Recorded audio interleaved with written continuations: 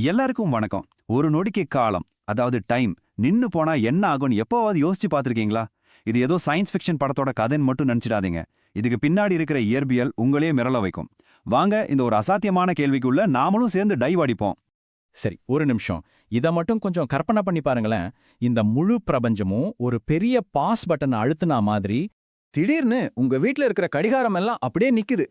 தெருவுல நடந்து போறவங்க பாதி ஸ்டெப்ல காத்துலயே நிக்கறாங்க. மெல்லமா வீசுற காத்து கூட சத்தம் இல்லாம நின்னு போயிடுது. கேட்கவே செம த்ரில்லிங்கா இருக்குல்ல? ஆனா நிஜமாவே டைம் நின்னு போனா என்ன நடக்கும்? வாங்க பார்க்கலாம். ஒரு உறைஞ்சு போன நொடி. இது சும்மா சினிமாக்காக யோசிச்ச விஷயமா? இல்ல இதுக்கு பின்னாடி உண்மையிலேயே ஏதாவது இயற்பியல் விதிகள் இருக்கா? உண்மை என்னன்னா, நாம நினைக்கிறத விட இயற்பியல் ரொம்பவே விசித்திரமானது.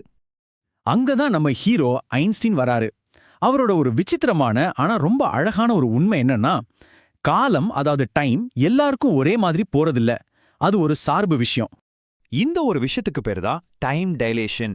சிம்பிளா சொல்லணும்னா, ஐன்ஸ்டீனோட சார்பியல் கோட்பாடின்படி ஒவ்வொருத்தருக்கும் டைம் ஒவ்வொரு வேகத்துல போகும்.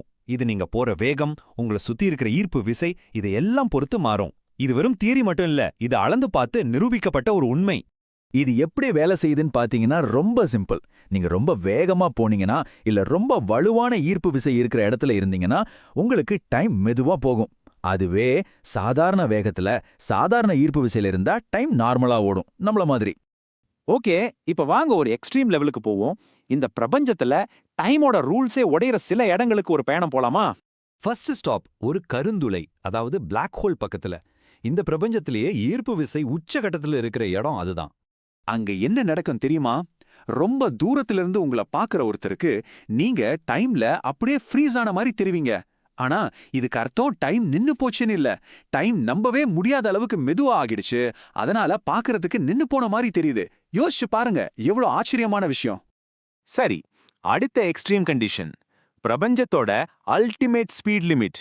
ஒலியோட வேகத்துல பயணம் செஞ்சா என்ன ஆகும்? ஒலியோட பார்வையில பாத்தீங்கன்னா காலம்னு ஒன்னு நகர்றதே இல்ல. ஒரு ஒலித்துகள் அதோட பயணத்தை ஆரம்பிக்கிற நொடியும் போய் சேர்ற நொடியும் அதுக்கு ஒண்ணுதான். அதுக்கு பாஸ்ட், பிரசன்ட், ஃபியூச்சர்னு எதுவுமே கிடையாது. எல்லாம் ஒரே ஒரு கணம்தான். இதுவரைக்கும் நாம டைம் மெதுவாகிறத பத்தி தான் பார்த்தோம். சரி, இப்போ ஒரு சுத்தமான கற்பனைக்கு வருவோம். நடக்கவே முடியாத ஒரு விஷயம். எல்லா இடத்துலயும் எல்லாருக்கும் டைம் உண்மையாவே நின்னுட்டா என்ன ஆகும்? விளைவுகள் நினைச்சு பார்க்கவே முடியாத அளவுக்கு பயங்கரமா இருக்கும்.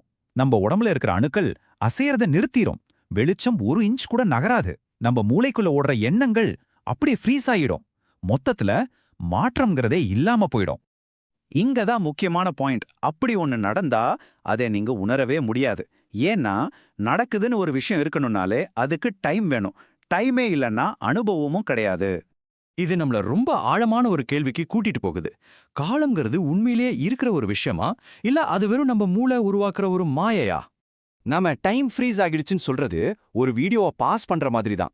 அந்த ஒரு ஃப்ரேமை மட்டும் தான் நம்ம பார்க்கறோம். ஆனா உண்மை என்னன்னா, இந்த பிரபஞ்சம் எப்பவும் ஓடிக்கிட்டே இருக்கு, வேற வேற வேகத்துல. சயின்டிஸ்ட் இன்னைக்கு வரைக்கும் இந்த கேள்வியை கேட்டுட்டு தான் இருக்காங்க. காலங்கிறது இந்த பிரபஞ்சத்தோட அடிப்படையா, இல்ல அது வெறும் நம்மளோட ஒரு பிரமையா? காலம் நிஜமாவே நிக்கிற நாள் ஒருபோதும் வராது. ஆனா உண்மை அதை விட ரொம்ப விசித்திரமானது. நாம நினைக்கிற மாதிரி டைம் ஒரு நேர்கோட்டுல பயணம் செய்யறதில்ல. அது வளையும், நீளும். நீங்க எங்க இருக்கீங்க, எவ்வளோ வேகமா போறீங்கிறத பொறுத்து அது வேற மாதிரி நடந்துக்கும். இந்த விளக்கம் உங்க மைண்ட கொஞ்சம் யோசிக்க வச்சிருந்தா ஒரு லைக் போடுங்க. ஒருவேளை காலம் நின்னு நீங்க மட்டும் நகர முடிஞ்சா என்ன பண்ணுவீங்கன்னு மறக்காம கீழே கமெண்ட்ல சொல்லுங்க. இதே மாதிரி இன்னும் பல அறிவியல் மர்மங்களை தெரிஞ்சுக்க நம்ம சேனலுக்கு சப்ஸ்கிரைப் பண்ணுங்க.